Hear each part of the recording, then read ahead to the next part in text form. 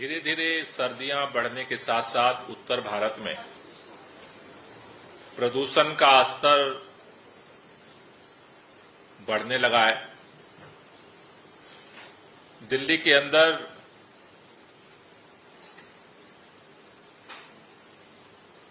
प्रदूषण का स्तर अगर ओवरऑल देखें तो पुअर कैटेगरी में पहुंच चुका है, लेकिन दिल्ली का एक्यूआई पुअर कैटेगरी में होने के बावजूद दिल्ली के अंदर 13 ऐसे स्थान हैं जहां पर एक्यूआई का स्तर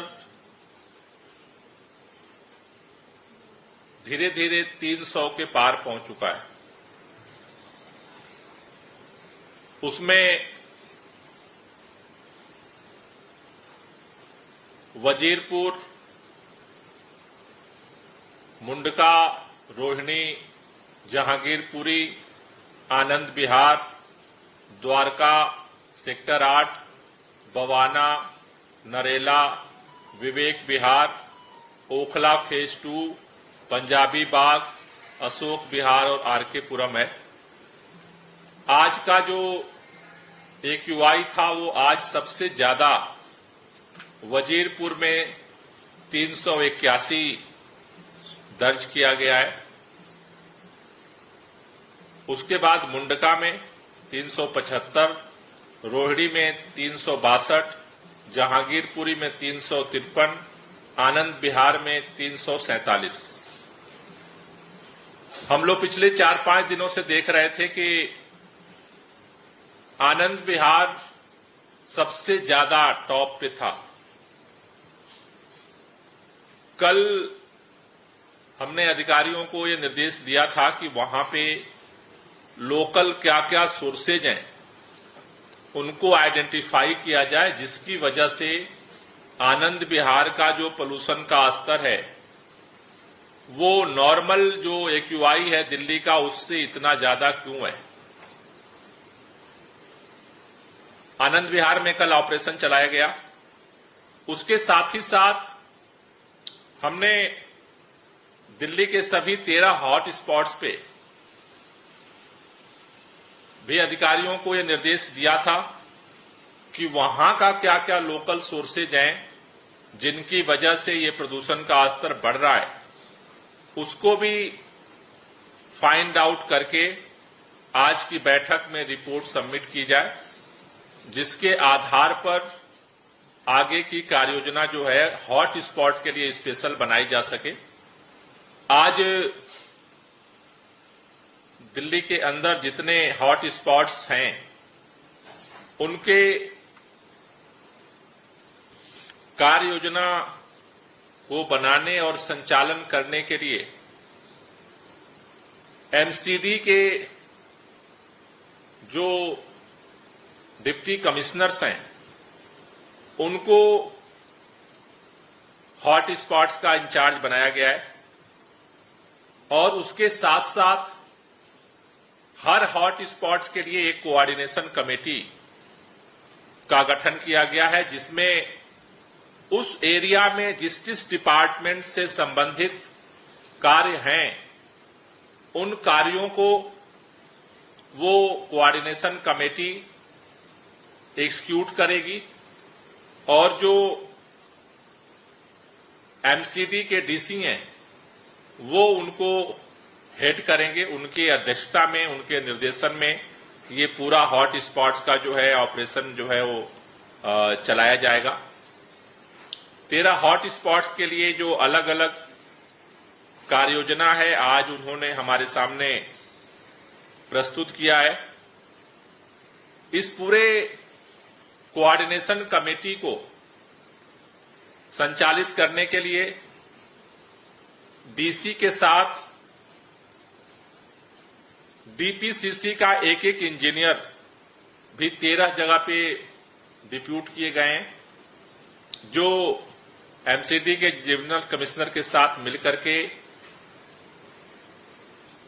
इस कोऑर्डिनेशन कमेटी को सहयोग करेंगे और ये जो डीपीसीसी के इंजीनियर्स हैं, ये डेली बेसिस पे वहां पे क्या एक्शन हो रहा है उसकी रिपोर्ट वार रूम को सबमिट करेंगे।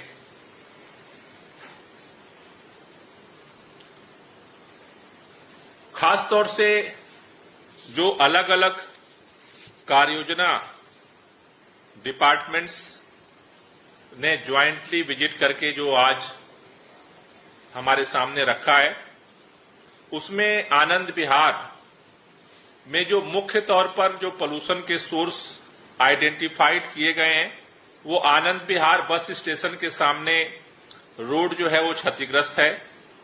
बाहर से डीजल, खासतौर से उत्तर प्रदेश से डीजल की BS3 और BS4 की गाड़ियां वहां पे आ रही हैं और ठीक आनंद विहार के सामने रोड के उस पार भी इस तरह की गाड़ियों का बड़े पैमाने पर जमावड़ा है, जो वहां के AQI को बढ़ा रहा है। चौधरी चरण सिंह मार्ग पर जाम की समस्या है, सड़क के किनारे धूल का जमाव है, NCRTC का कंस्ट्रक्शन का वहां प्रोजेक्ट चल रहा है, रेलवे STP पर के पास कच्चा क्षेत्र है, एकीकृत पूर्वी दिल्ली सब वहां प्रोजेक्ट है, रेलवे स्टेशन के निकट जो भीड़ है, इसकी वजह से वहां पर पोल्यूशन का स्तर बढ़ रहा है। इसको देखते हुए यहां पर डीसी के नेतृत्व में DSIDC, transport, NCRTC, PWD, MCD, NBCC, railway और ट्रैफिक पुलिस का एक कोऑर्डिनेशन कमेटी आनंद विहार के लिए जो है बनाई गई है। उसी तरह से अशोक विहार में यहां पर ट्रैफिक जाम की वजह से यहां पे पोल्यूशन जो है बढ़ रहा है। आजादपुर मेट्रो स्टेशन और बस टर्मिनल की वजह से वहां पे कंजेशन है। मेट्रो का प्रोजेक्ट बगल में चल रहा है गुजरावाल टाउन में, इसके लिए यहां पर MCD, traffic police, Delhi metro और इनकी कोऑर्डिनेशन कमेटी बनाई गई है। द्वारका हॉट स्पॉट में इसी तरह से वहां पर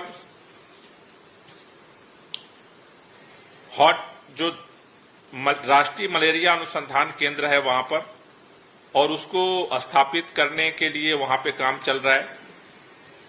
DDA का ग्राउंड है जहां पे कचरा है, CND कचरे का अवैध डंपिंग वहां पर है। इसके लिए MCD और DDA की कोऑर्डिनेशन टीम जो है वहां द्वारका के लिए गठित की गई है। तीसरा हॉट स्पॉट है मुंडका। मुंडका में वहां पर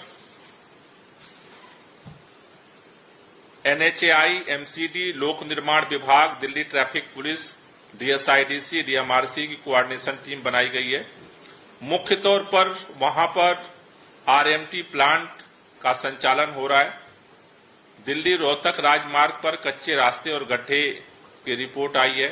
मुंडका औद्योगिक क्षेत्र और मेट्रो स्टेशन चौराहे के नीचे यातायात जारी है, इसके लिए कोऑर्डिनेशन बनाई गई है। जहांगीरपुरी में मुख्य तौर पर जो वहां पर बायोमास बर्निंग है उसके लिए और जो वहां कंस्ट्रक्शन चल रहा है उसमें MCD, डूसुप, दिल्ली पुलिस, राजस्व विभाग, DTC और DMRC की कोऑर्डिनेशन टीम बनाई गई है। रोहिणी में वेंकटेश्वर अस्पताल का निर्माण स्थल वहां पर है। I&FC भूमि पर कचरा डंपिंग है, उसके लिए IFC और MCD फायर सर्विसेज की कोऑर्डिनेशन कमेटी बनाई गई है। नरेला में वहां पर DTC बस डिपो का निर्माण कार्य चल रहा है। नरेला इंडस्ट्रियल एरिया की खाली जगह पर कचरे की डंपिंग है। NIT दिल्ली में निर्माण कार्य चल रहा है, इसके लिए यहां पर NHAI, MCD, DSIDC, Delhi traffic police, Delhi के DDA और DTC, टाटा पावर का कोऑर्डिनेशन जो है वो कमेटी बनाई गई है। ओखला जो हॉट स्पॉट्स है उसके लिए वहां पर जो ओखला स्टेट मार्ग की जो सड़क है वो क्षतिग्रस्त है और ट्रैफिक जाम वहां मुख्य तौर पर कारण आइडेंटिफाई किए गए हैं। इसके लिए PWD, MCD, Delhi traffic police की कोऑर्डिनेशन टीम बनाई गई है।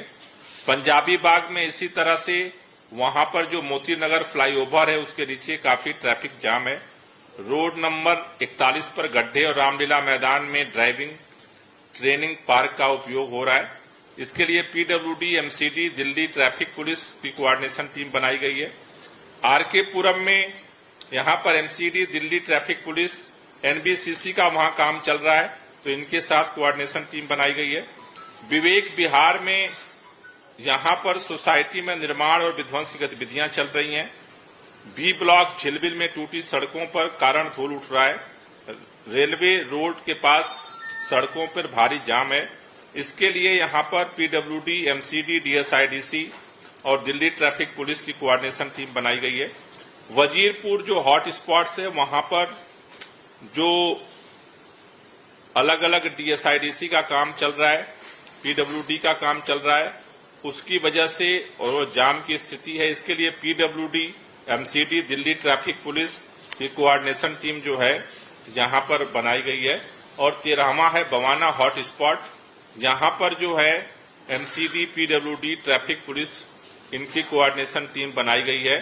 खासतौर से यहां पर जो महर्षि वाल्मीकि अस्पताल के बाहर जो अवैध कूड़ा डंपिंग है, अस्पताल के बाहर यातायात की वजह से जो जाम लगता है, उसको देखते हुए यहां पर ये टीम का गठन किया गया है। इसके साथ साथ अलग अलग टीमों के गठन के साथ साथ अभी पीडब्ल्यूडी ने इस हॉट स्पॉट्स के लिए mobile anti smog gun special deploy करने का निर्णय लिया गया है, जिसमें एक 80 मोबाइल एंटी स्मॉग गन अलग अलग हॉट स्पॉट्स पे डिप्लॉय की जाएगी, जहां पे वाटर स्प्रिंकलिंग करके खासतौर से जो डस्ट है, क्योंकि जगह जगह देखा जा रहा है अभी जहां भी पोल्यूशन बढ़ रहा है वहां पे PM10 की मात्रा ज्यादा अभी बढ़ रही है, उसमें डस्ट का ज्यादा कंपोनेंट होता है। उसके लिए वजीरपुर में 10 मोबाइल एंटी स्मॉग गन लगाया जा रहा है, मुंडका में जो है 8, रोहिणी में 7, जहांगीरपुरी में 4, आनंद विहार में 10, द्वारका सेक्टर 8 में 4, बवाना में 5, नरेला में 5, विवेक विहार में 5, ओखला में 5, पंजाबी बाग में 4, अशोक विहार में 4 और आरकेपुरम में 6 ये हॉट स्पॉट्स पर mobile anti smog gun deploy की जाएगी। इसके साथ साथ एमसीडी जो है अपने वाटर स्प्रिंकलर MRS मशीन को भी स्पेशली हॉट स्पॉट्स पे जो है वो डिप्लॉय करेगी। कल जो 13 हॉट स्पॉट्स हैं उनके सभी जो डीसी हैं उनको आज हमने निर्देश दिया है कि जो ये रिपोर्ट बनी है इसके इम्प्लीमेंटेशन के लिए सभी डिपार्टमेंट्स के साथ जो एक कोऑर्डिनेशन कमेटी बनी है, इनका ग्राउंड विजिट कल जो है वो करेंगे और जो जो आइडेंटिफाई हुए हैं सोर्स उनको कंट्रोल करने के लिए जो है वो आगे कार्रवाई करेंगे। तो आज जो पूरी मीटिंग में हम लोगों का जो फोकस था कि कैसे हॉट स्पॉट्स पे जो पोल्यूशन का स्तर बढ़ रहा है उसको और कैसे कंट्रोल किया जाए, और कल से ये सभी डीसी फील्ड में उतरेंगे, सभी डिपार्टमेंट्स के ज्वाइंट जो कोऑर्डिनेशन कमेटी है, और हमारी कोशिश ये है कि ज्यादा से ज्यादा प्रतिकूल मौसम में भी जो प्रदूषण का प्रभाव है उसे कम किया जाए। उसके लिए आज से हॉट स्पॉट पे ऑपरेशन शुरू हो। Thank you. सर, ज्यादातर जगह आपने बताया कारण है टूटी सड़कें और उनकी वजह से PM2.5। नो नॉट टूटी सड़कें, बहुत सारी जगह पे बड़े प्रोजेक्ट के काम हो रहे हैं। तो कई जगह प्रोजेक्ट के काम हो रहे हैं, कई जगह गाड़ियों का कंसंट्रेशन है, कई जगह पे जाम का कंसंट्रेशन है। तो वो अलग अलग सभी हॉट स्पॉट से अलग अलग कारण है। जैसे आनंद विहार है, तो आनंद विहार में जो है वहां पर RRTS का प्रोजेक्ट चल रहा है जस्ट उसके सामने। उसी तरह से सारी जो वहां पर मेजर जो रिपोर्ट है वो डीजल बसों की वजह से हो रहा है, वहां धुआं हुआ पड़ा है। तो अलग अलग जगह पे इसलिए उसको फोकस किया जा रहा है। जैसे मुंडका है वहां पे रोड बनने का जो है वो काम चल रहा है।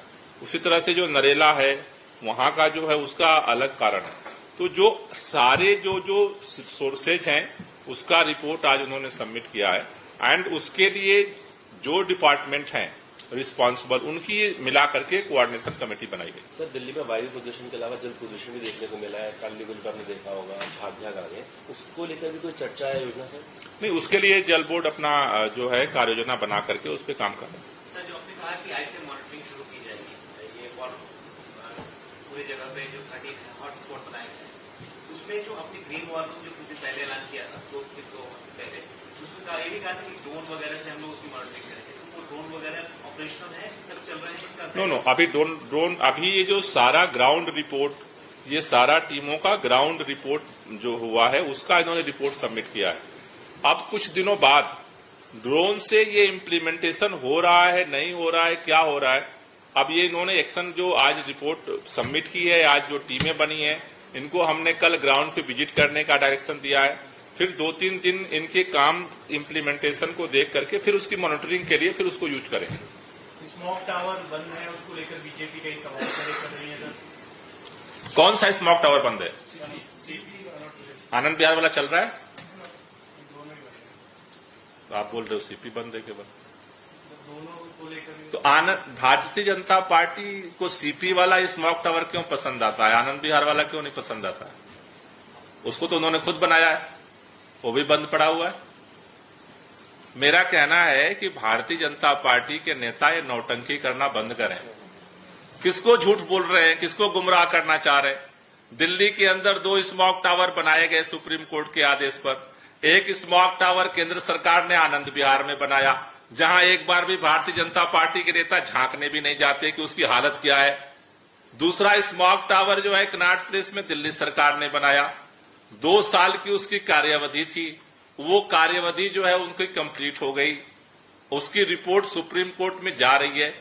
लेकिन मेरा कहना है कि भारतीय जनता पार्टी के नेताओं के नौटंकी की जगह थोड़ा कुछ कदम उठाने चाहिए। सारे भाजपा की सरकारें हैं दिल्ली के चारों तरफ, भाजपा के मंत्री सो रहे। उत्तर प्रदेश का पर्यावरण मंत्री कहां है, किसी को नहीं पता। राजस्थान का पर्यावरण मंत्री साहब क्या कर रहे हैं, किसी को नहीं पता। हरियाणा के पर्यावरण मंत्री क्या कर रहे हैं, किसी को नहीं पता। केंद्र सरकार के पर्यावरण मंत्री कहां है, किसी को नहीं पता। 2 लेटर लिख चुका भारतीय जनता पार्टी के नेताओं को, केंद्रीय पर्यावरण मंत्री को, कि इमरजेंसी सिचुएशन आने वाली है, कृत्रिम वर्षा के लिए एक मीटिंग बुला लो। एक मीटिंग बुलाने की फुर्सत नहीं है जिस पार्टी को, पत्र का जवाब देने की फुर्सत नहीं है। उसका नेता आनंद विहार की जगह कनॉट प्लेस में जाकर के जो है ड्रामे करता है। शर्म नहीं आती है भाजपा के नेताओं को? 4 सरकारें हैं और सारे मंत्री गायब हैं। केंद्र सरकार सो रही है और भाजपा का नेता एक वीडियो बनाता है, कहां आनंद विहार नहीं। मैं दिल्ली के लोगों से कहना चाहता हूं, ये भारतीय जनता पार्टी के दोहरे चरित्र को समझना बहुत जरूरी है। आनंद विहार में जाके बनाओ, बताओ कि क्या केंद्र सरकार की क्या कमी रही है। भारतीय जनता पार्टी के लोगों से कहना है, नौटंकी बंद करो। एक सरकार दिल्ली में हमारी है, 4 सरकार आपकी है। दिल्ली सरकार जितना कर रही है उसका 1/4 भी करोगे तब भी आपका भी योगदान होगा प्रदूषण कम करने में। भारतीय जनता पार्टी प्रदूषण बढ़ाने के लिए काम कर रही है, आम आदमी पार्टी प्रदूषण घटाने के लिए काम कर रही है।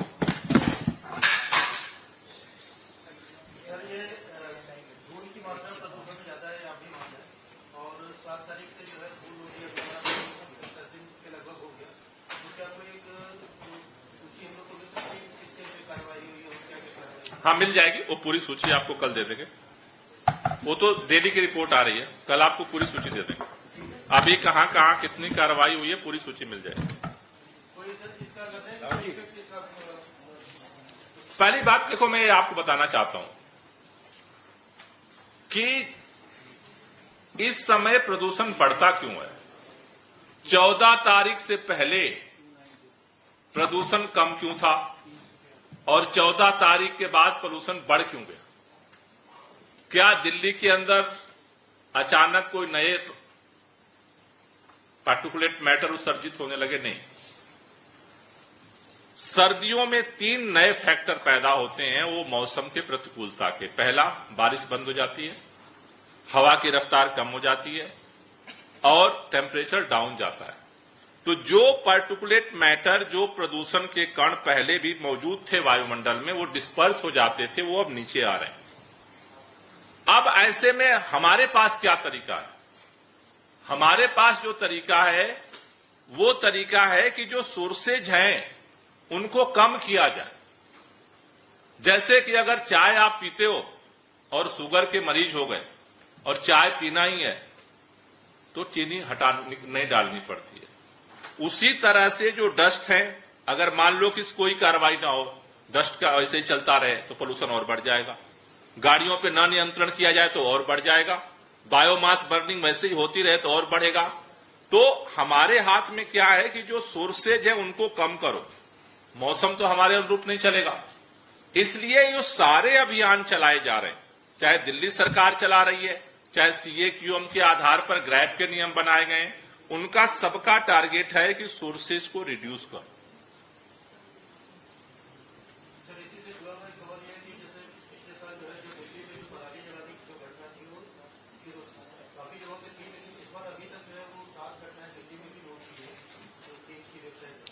वो उसका हमने सारे सातों का इंक्वायरी करा लिया है।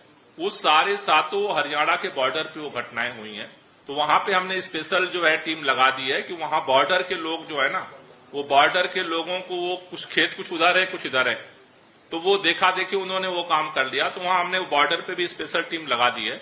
दिल्ली के अंदर वहां हमने सूचना भी दिलवा दी कि भाई बायोडिकम्पोजर का दिल्ली में तो हम निःशुल्क छिड़काव कर रहे हैं, हरियाणा में नहीं हो रहा है, लेकिन यहां तो आपके पास सुविधा है, तो सामने वाले किसान को देख करके आपको जलाने की जरूरत नहीं है।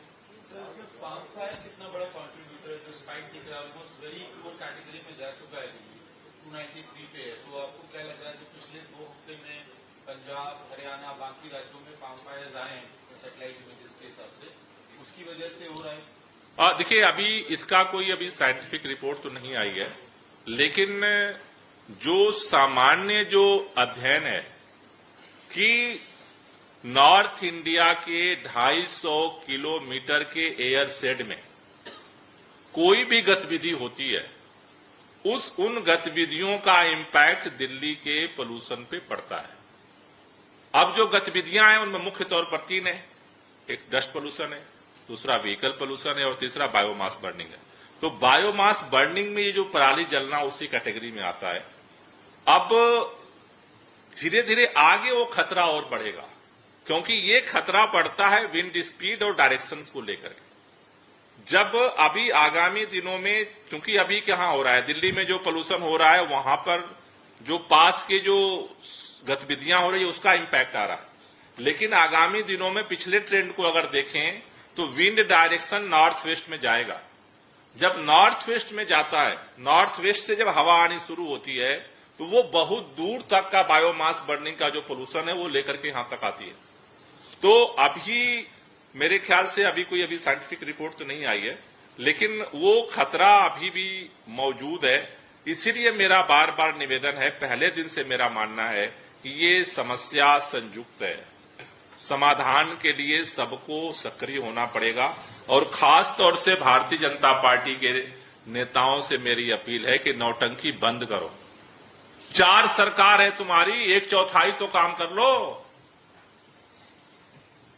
2000 बस अगर दिल्ली की सड़क पे इलेक्ट्रिक चल सकती है तो पिछले साल अभियान चला था, याद है सबको, लेकिन 1 साल बाद भी सारी डीजल की बसें भेज रहे हो, BS3 और BS4 की।